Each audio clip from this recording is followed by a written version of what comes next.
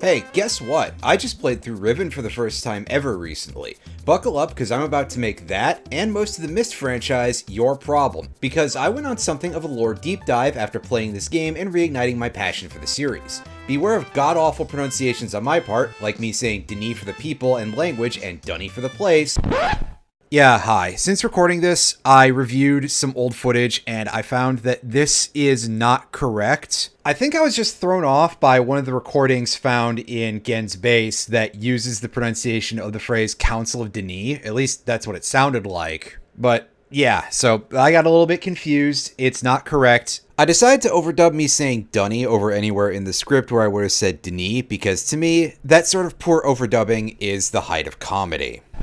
Because we're going to be talking about a lot of things I just don't know how to say, whether that's because I've only played the first two games in the series, or because it's from things in novels. Yes, of course Myst has novels. If any game series would, it's this one, right? The one about books that can literally transport you to other worlds. But hey, I played one of the greatest games of all time, or at least a damn good remake of one of the greatest games of all time, and went on a lore research binge, and I'm going to share some things I love about it with you.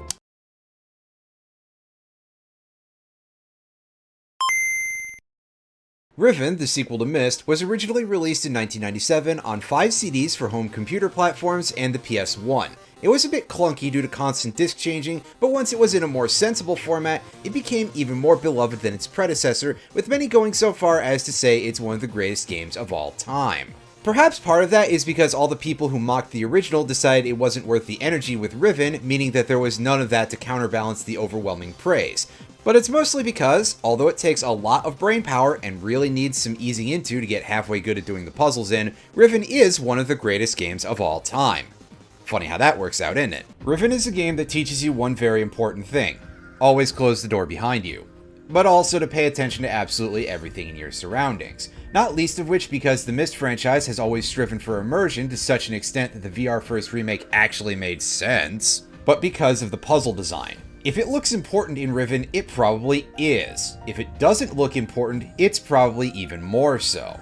The puzzles are such that they are very irritating to attempt through trial and error, but become fairly simple if you pay attention to your surroundings and make careful note of any weird symbols you see, especially once you've seen them the second time. Contrary to many classic adventure games from the 80s and even the 90s, it does all this with a seriously limited inventory. It's not nearly as constrained as the original Myst, where you basically could only ever hold a single piece of paper and that's all, but it's pretty close.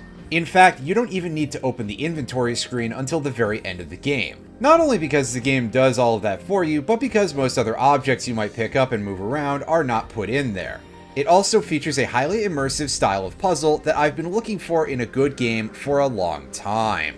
As of the 2024 remake, beating Riven requires learning not one, but two invented numbering systems, at least part way. In the original, you still had to learn one, in this case part of the Dunny numbering system. You don't actually have to learn the whole thing, which is great because the game only teaches you numbers 1 through 10. And in the shockingly likely event that you need more than that, you have to do some trial and error, the one main failing of the game as far as I'm concerned, but I also never played the original version of the Waffle Iron puzzle, so maybe I'd be angrier if I played the OG. In this schoolhouse, on a blackboard, you can discover these 10 figures. By fiddling around with this rather morbid counting toy, and paying attention to how many times each hanging figure is ticked down for each symbol, you can associate these symbols to the numbers 1 through 10. Realizing you saw these earlier also teaches you something interesting about the Dunny numbering system. See, these have to be digits, right? They were on those adjustable parts of the combination input back on the main island. If they go up to 10, that probably means that Dunny numbering is higher than base 10. Well, and I forget where this is mentioned, possibly one of the novels, Dunny numbering is in base 25. Yeah, small mercy that Cyan only saw fit to make you memorize 40% of that, huh? Unfortunately, I don't offhand have any similar lore for the Rivenese numbering system. Safe to tell you that you mostly start to come to grips with this by looking at this piece of homework you find in the schoolhouse. You will use this to negotiate with the puzzle that ends the game, which the game hilariously puts right in front of you as one of the first things you can look at, and even one of the first things you can get working. If you actually input the solution as soon as the machine is usable though, which is doable if you've memorized the first 10 numbers of both Dunny and Rivenese numerals, or just have a chart with you, you will actually just get murdered. The book is empty. I don't understand. You never did.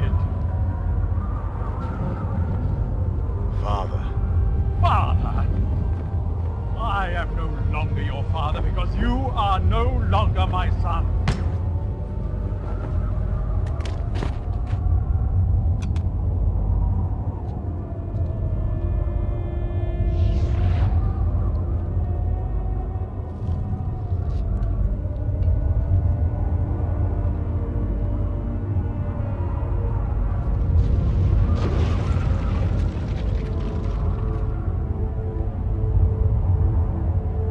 I don't know what you thought you were doing, but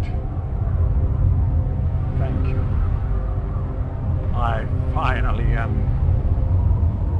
free.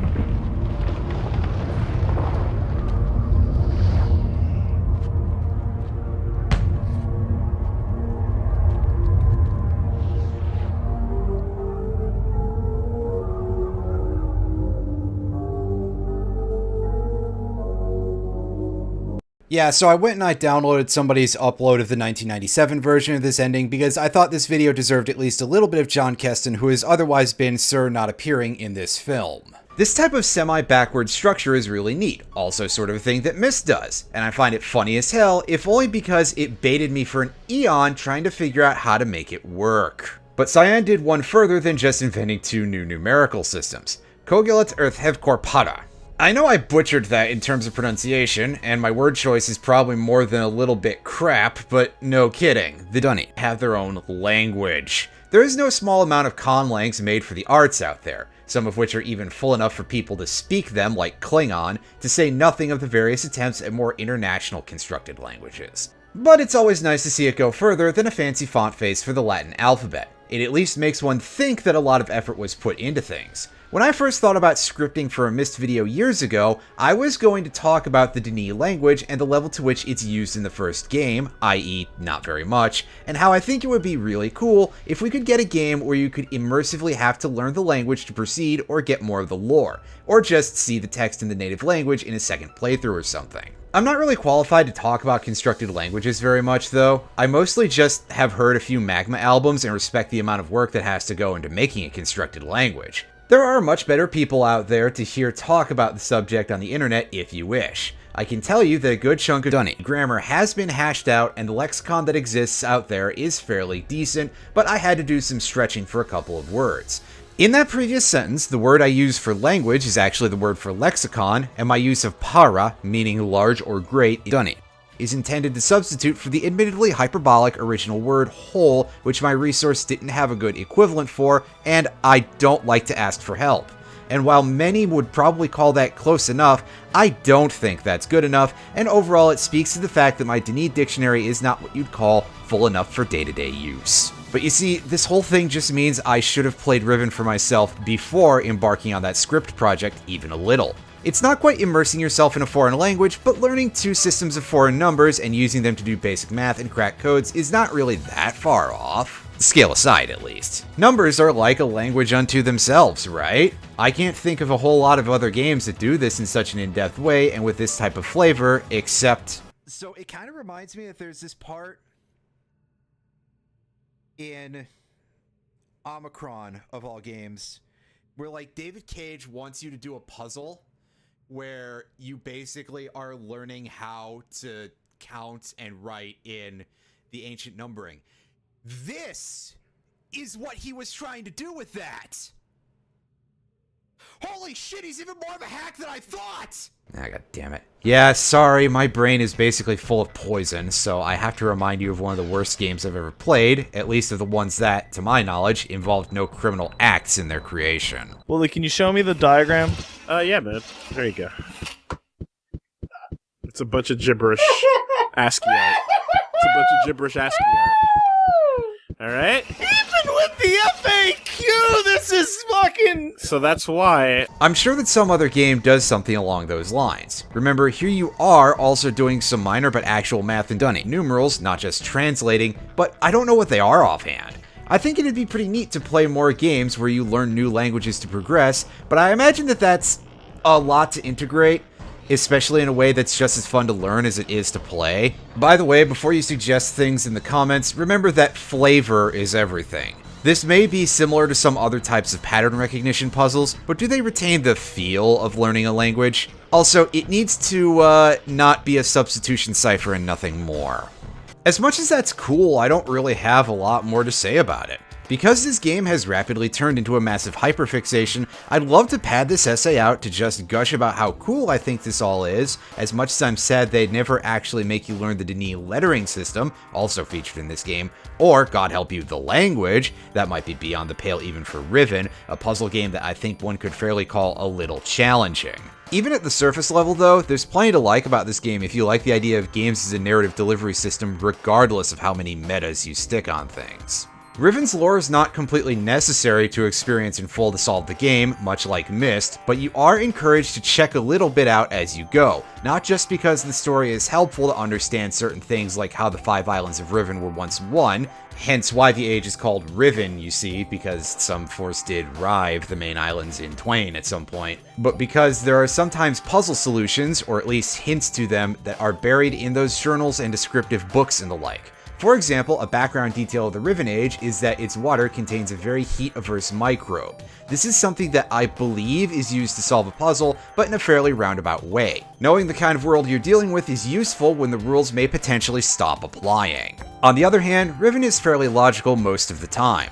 By and large, Riven is solvable if you pay close attention to background details, learn to recognize and memorize patterns, take extensive notes, use your spatial reasoning skills, and maybe a little trial and error in basic math skills. Our pseudo-language lesson I'd probably say falls into the second one, so most of that lore tends to end up just being set dressing to the intricate array of puzzles. Still, what wonderful and colorful lore it is. And of course, I'm now going to focus quite heavily on the nastiest part of it, because while Riven is indeed a beautiful game with a downright incredible world, just like its predecessor, the villain in particular stuck with me. Perhaps fitting because he's one of the few people you interact with in the entire game, albeit to a far lesser extent than in Myst. And tragically, Catherine doesn't have the most going on. Myst, the franchise, has 2 recurring themes. Power corrupts, and racism is extremely bad. Frequently, these are intertwined, as you'd probably expect them to be. The Dunnies seem to have a serious problem with a large proportion of the ones we ever see being at least a little racist. Even the least among them tend to get a little paternalistic. Again, this is probably not surprising. When your race practices an art that appears to involve creating worlds through literally writing them into existence, although in truth it does not, but that doesn't matter so much for some characters who are pointedly very sure that they are writing whole worlds into existence, you might get to be a little bit full of yourself at the absolute least. But a little full of yourself definitely lowballs the attitudes of our first 3 villainous Dunny, Cirrus, Achenar, and Gen. Cirrus and Achenar are quite similar despite the apparent differences of their methodology, but Gen, for all his similarities at the root level, has some other things going on. Cirrus and Achenar, who did not learn the art, are exploitative to the point of causing multiple genocides. You can get some evidence of their hobbies from their respective living quarters on the 3 ages, Selenitic excluded because it was already lacking in life when the brothers arrived. All 3 ages seem to be empty of humanoid lives, not completely without animal life mind you, since I saw this cute froggy in Channelwood in the remake, but certainly there's nobody around to talk to you in these beautiful voids. It seems like Achenar took a much more direct approach. Fascinated with death and anatomical things, you can find all kinds of nightmarish evidence of this around his digs, with maybe the scariest thing being this device in Channelwood that seems like it would be strong enough to take a limb off or even slice through a neck. Quite a disturbing piece of machinery, this. Cirrus brought ruin in a different way. Cirrus is much more of a materialist, so it's perhaps fitting that he taxed the people under him to hell and back. This may lack the viscera of Achenar's crimes, but extreme plunder still has a body count.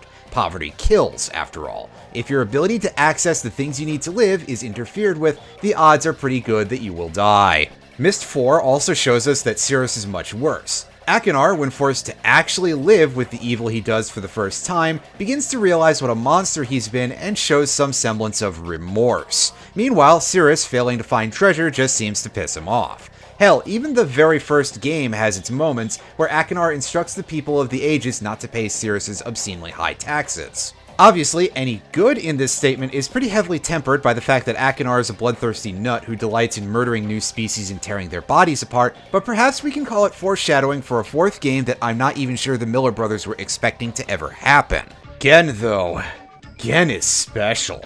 Gen is something like Cirrus and Akinar rolled into one, but significantly more sedate and polite than either, and also definitely far worse than Cirrus and probably far worse than Akinar when it comes to either their primary villainous attributes. He isn't content to plunder the world he was thrown into and then leave it bereft of any population or anything of value. Obviously, he's not completely capable of that, particularly not the leaving, despite having a base of operations in another age. Even so, he seems like he's far more interested in exploiting what he calls the Fifth Age, more on that in a minute, having meddled with Riven society quite thoroughly, and trying to build an age where he can take the Rivenese people to when Riven finally falls apart.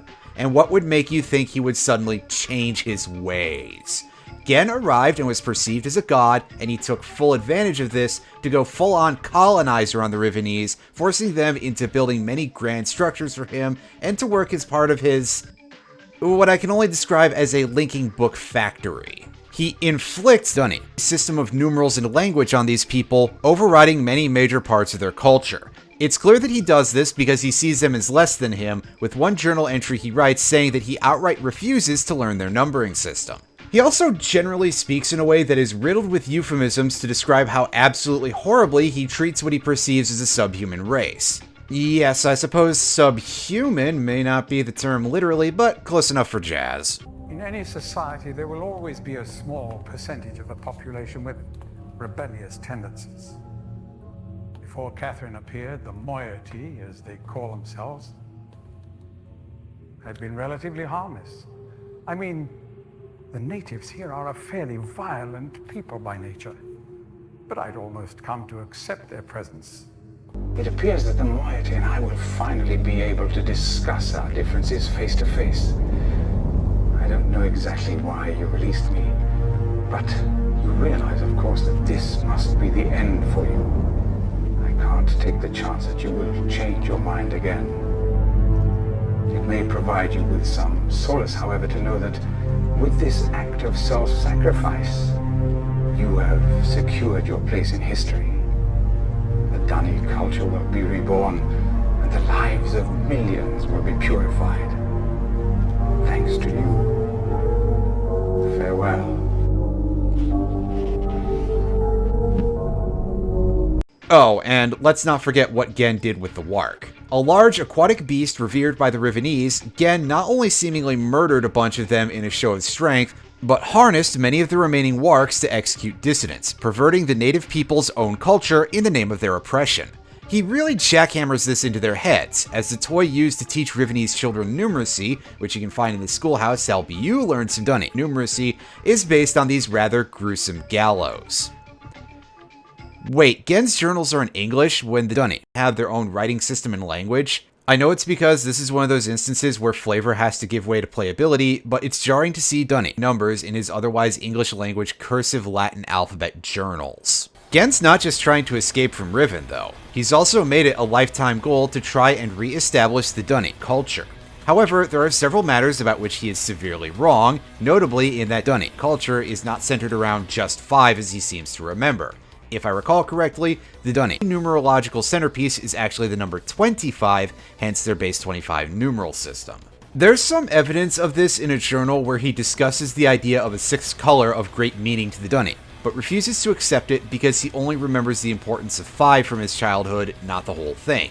It seems that one of the more important aspects to him, which I'll dig into more as an overarching lore thing later, is the racial superiority the Dunny regarded themselves with. Gen cares so little about his ages that he refers to them only by numbers. Perhaps this also ties into Gen's other major defining factor besides being apparently an Englishman from at least a century and a half ago.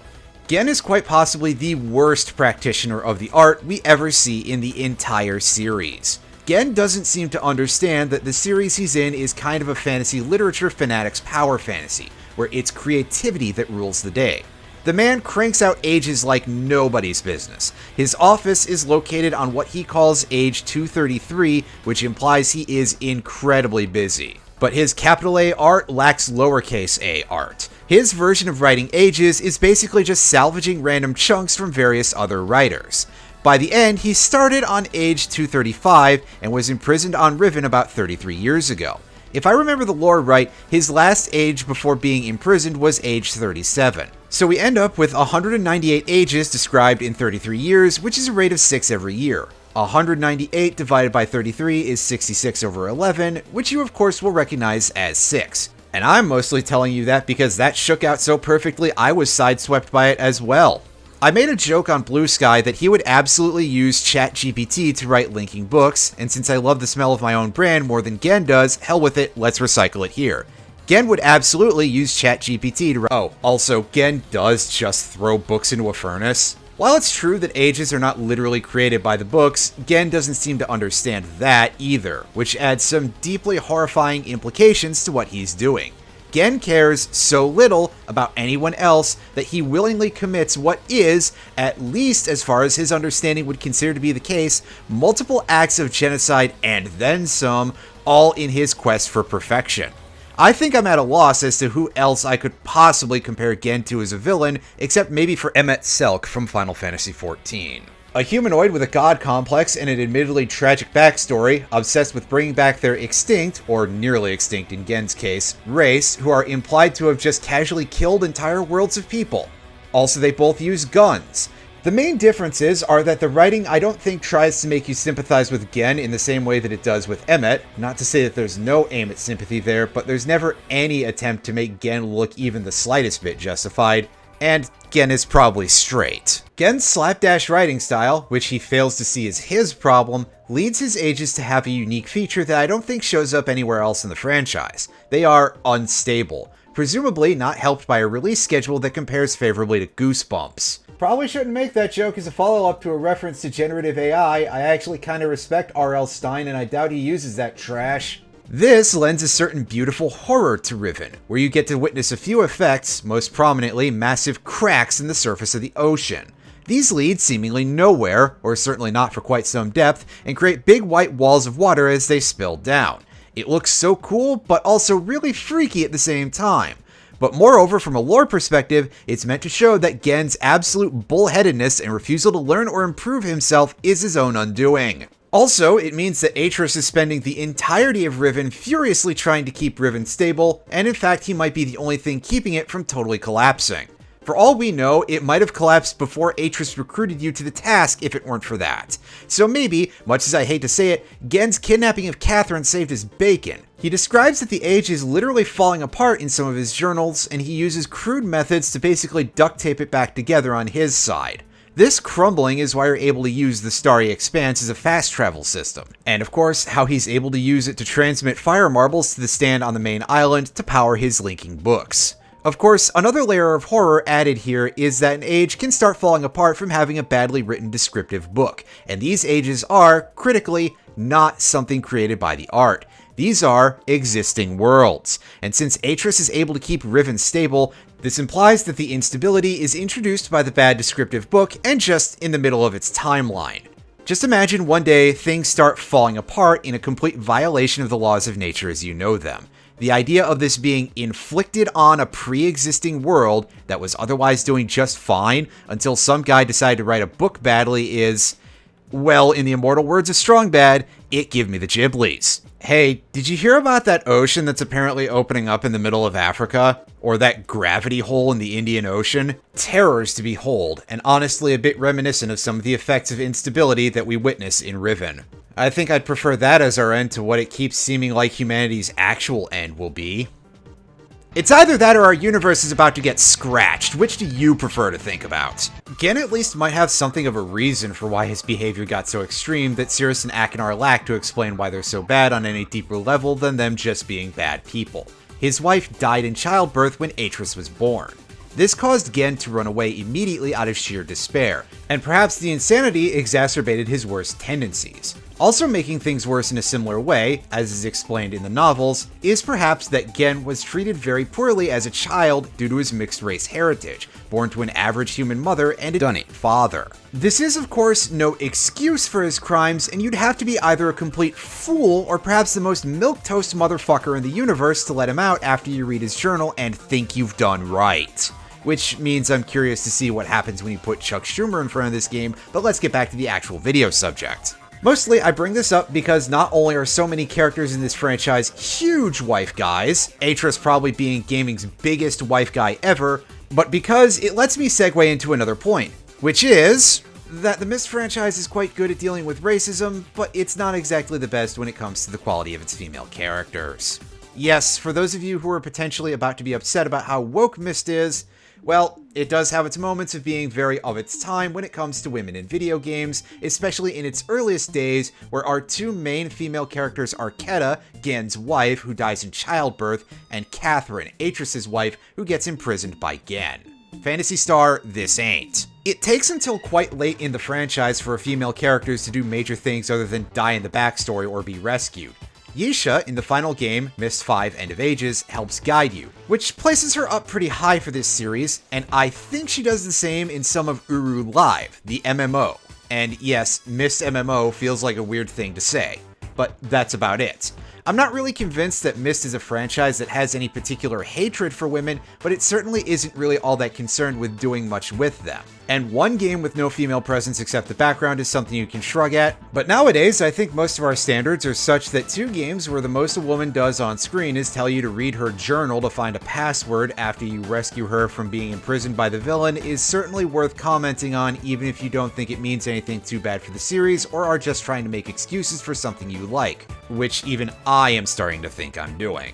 The novels seem to let women be a little more competent and generally suggest that a lot of the named female characters who take up the art are far more capable of producing particularly odd worlds. With Atreus even noting that he knew Catherine didn't make Myst Island by herself because it was too normal. I think this probably counts as something positive by the standards of what the Myst franchise is about, but it is also a thing from the novels, so some people will likely miss it, and either way, some people will choose to say it doesn't count. And even for those who would neither miss it nor discount it out of hand for being in supplemental material, it won't do for everyone. I won't try to misrepresent this franchise in this field. It's about what you should expect for a fantasy adventure game series that started in 1993. Truth be told, if Cyan were to create more new content in this universe, I feel like they might at least try to rectify it, but maybe I also just believe in them very strongly. I trust them more than I trust Hideo Kojima, and I tend to think Kojima is brilliant as long as he's not writing for female characters. Unfortunately, I've seen worse isn't really the most positive sentiment. Speaking of David Wingrove's novels, they spend some time exploring a darker side of the Dunny.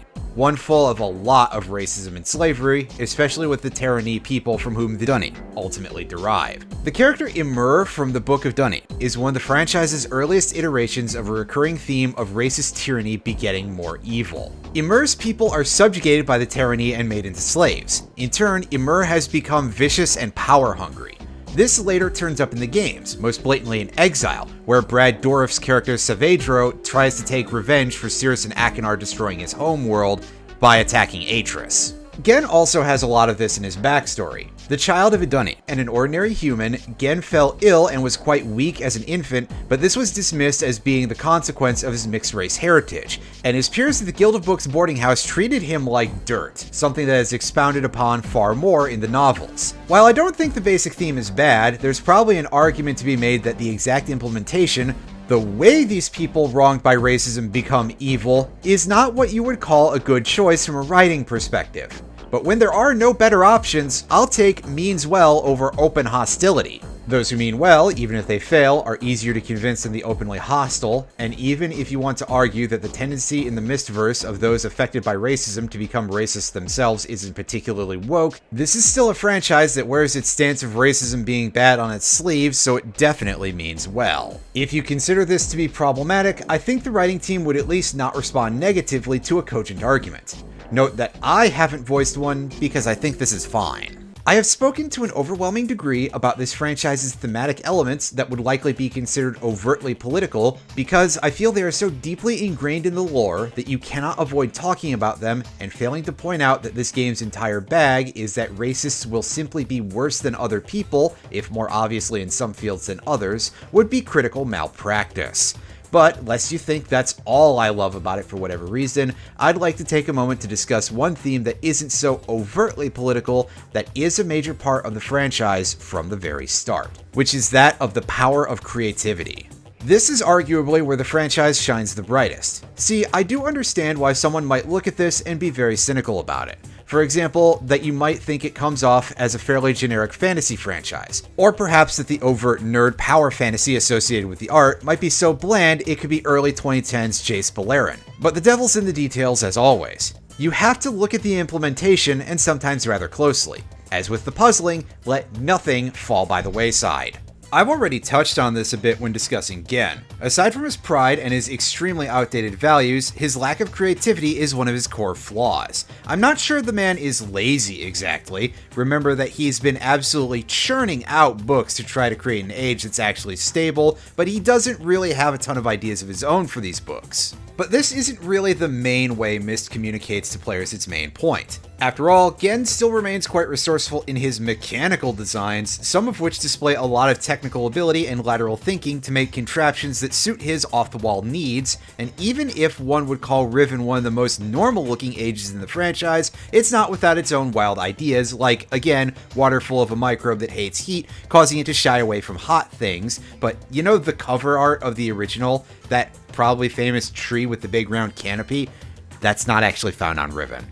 It's actually found on Tay, an age modified by Catherine. While the structure is not fully natural, the big round thing being built by the moiety, it sure looks more out there than anything you see on Riven that isn't either mechanical or the effect of instability. But no, it's not Gen's ineptitude that depicts the whole point. Maybe it drives it home, but the real basis of creativity is in accomplishments, not failures. In the franchise, it's made manifest in the world designs in general.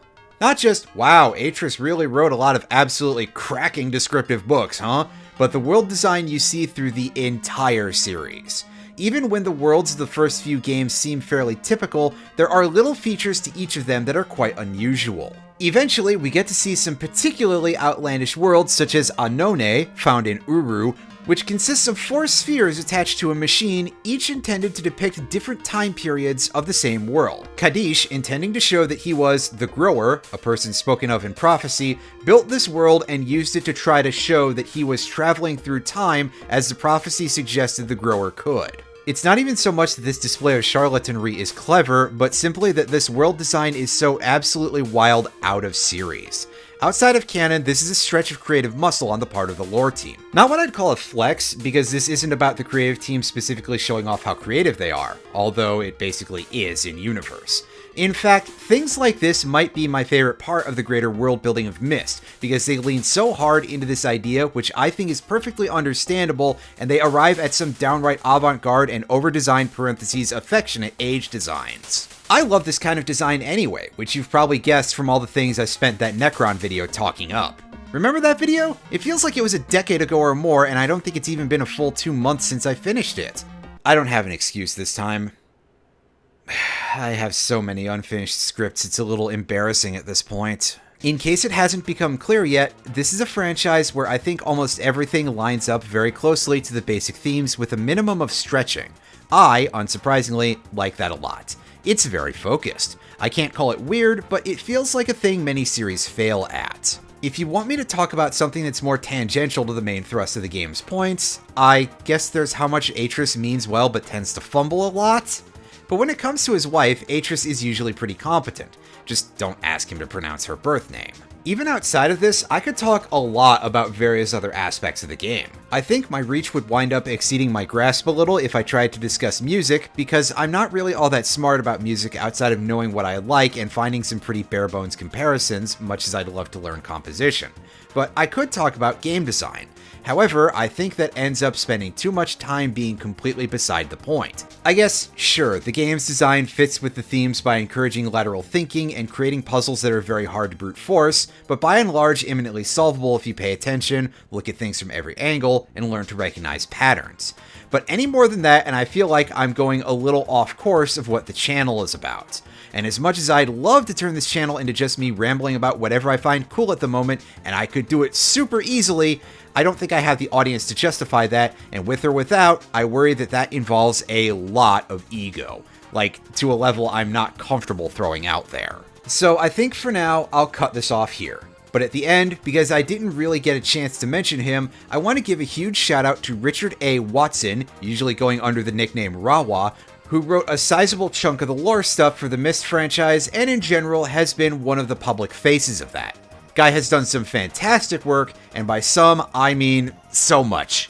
It's pretty impressive really, and I love the world building of the Myst franchise a lot. As much as it's nice to have seen so many adventure games try to take the lessons of Myst's game design to heart, I feel like its worlds remain one of a kind no matter how many attempts at a beautiful void were attempted. Even the man who came up with that term took a whack at it and didn't quite get there. Myst is a franchise that goes very far in making its major thrust felt throughout the game, but that's because it integrates its lore in what I would consider a quite good way in general. While it is by no means necessary to read everything, there is value in doing so, and even if you don't, Myst and Riven do a good job of making sure that what you get is important, and I don't just feel like this means the most important part of the story. There are pieces of world building that you need to learn in order to solve puzzles. This is not really as weird as I'm making it sound, to be fair, but this is a tough balancing act. I could turn this statement into a screed about gamers hating reading, but I mean this for other reasons too. While I could just say screw you and read every word of every game you own, there is a point where the information becomes so dense that the things that matter get buried. Nobody in this series is truly terse, but the word economy is just right in what you must contend with to make it feel natural as opposed to being a free solution that Gen or one of his cronies left lying around, while not being so dense that your eyes glaze over, unless the sight of more than one page with words on it makes you recoil in horror. My journey into the depths of Dunny creativity is really only just beginning, but Riven in particular is exemplary in this way. Not even just for how it uses a journal as part of a puzzle, but for its unique, relatively unique at least, means of asking you to learn a new system of numerals to solve puzzles. 2 if you're playing the new edition. It's a pretty good way to make the world building feel like it matters. Easily one of the coolest parts of Riven, but it is far from the only reason why, even though I only first experienced any of these games less than 10 years ago, the Myst series has already become something of great importance to me. Today I focused my attention on the story elements of the series. I know the fanbase is intensely passionate about the lore of Myst, but I worry the layperson might let it fall by the wayside. I would wholeheartedly recommend you do not do that. Dig deep. Join me. Join us. Take the journey. Anyway, does anyone else ever look at Gen and become able to think of nothing except that a few years before you wound up in Riven, he probably looked a lot like Bill Maher?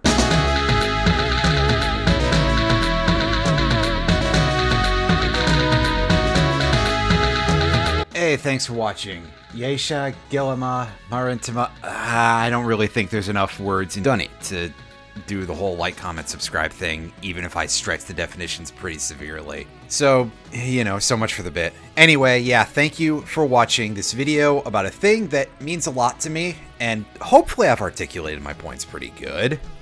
Remember to like the video, leave a comment if you've got something to say, subscribe to the channel if you're not already, click on the bell so that way you get notifications for when new videos come out. I make videos talking about stories and story elements in video games approximately once a month. Apparently lately it's been very approximately. I apologize. For those of you who would like to help support this endeavor, head on over to patreon.com/lunariandelia. Contribute if you're able. If not, well, I feel awkward now. If you become a patron, you get to see videos 3 days early, and there's also some bonus material over on the Patreon. Most of that material is either a little bit more freeform, or it's old material from long deleted channels that I actually didn't dislike too much. And if you can't get enough of me, head on over to twitch.tv/lunariandelia, where I play video games every weekday from 7 p.m. to 10 p.m. roughly in Central daylight time because it's daylight savings right now here in the States. Monday, Tuesday, Wednesday, we play a more long-form game, usually something that's a bit story-ended, fairly... stuff that would be considered a little bit more normal, I guess, even though that description is kind of awful. Thursdays and Fridays are usually reserved for either roguelikes or randomizers, which I admittedly tend to lump together a little bit. I believe that covers everything. Once again, thank you. Look forward to the next volume.